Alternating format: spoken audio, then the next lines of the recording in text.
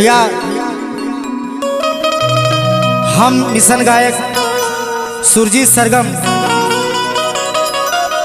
सभी श्रोता बंधुओं को सादर जय भी विदाई करता हूँ। इस दुनिया में बाबा साहब डॉक्टर बी.आर. अम्बेडकर जैसा विद्वान पैदा नहीं हुआ, न होने की संभावना है। तो कहना है कि अम्बेडकर की तरह इस जहां में और अम्बेडकर की तरह इस जहां में न कोई हुआ है, न आगे भी होगा। न कोई हुआ है, न आगे भी होगा। न कोई हुआ है, न आगे भी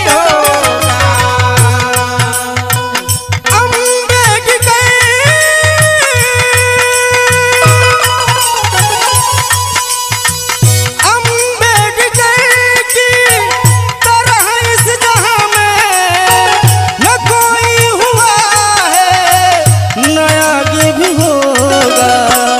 मंदिर न मस्जिद में ना कहीं गिरजा घर में, मंदिर न मस्जिद में ना कहीं गिरजा घर में न कोई हुआ है, न आगे भी होगा।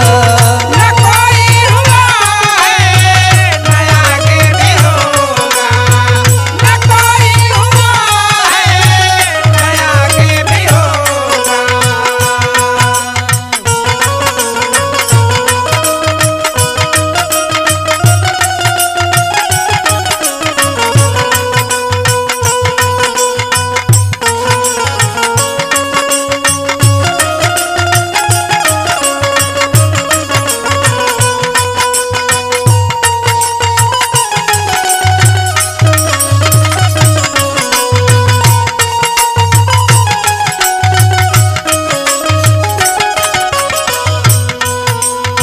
बाबा साहब दलितों अजीतों गरीबों अकलियतों के मसीहा थे।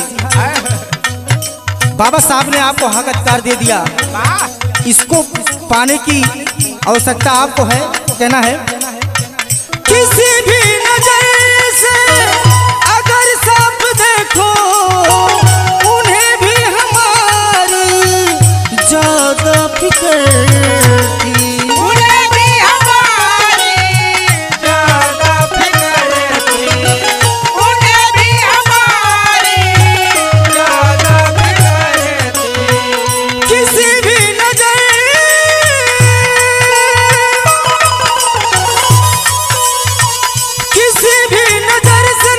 से अगर साफ देखो उन्हें भी हमारी ज्यादा फिक्र थी। बोधिसत्व बाबा बोधिसत्व बाबा से बड़ा हिंदुस्तानी, बोधिसत्व बाबा से बड़ा हिंदुस्तानी न कोई हुआ है, न आगे भी होगा। न कोई हुआ है, न आगे भी होगा। न कोई हुआ है, न आगे भी होगा। अम्बेडकर की तरह इस जहां में न कोई हुआ है, न आगे भी होगा। मंदिर न मस्जिद मेरा कहीं गिरजा घर में, मंदिर न मस्जिद मेरा कहीं गिरजा घर में न कोई हुआ है, न आगे भी होगा। न कोई हुआ है, न आगे भी होगा। न कोई हुआ है, न आगे भी होगा।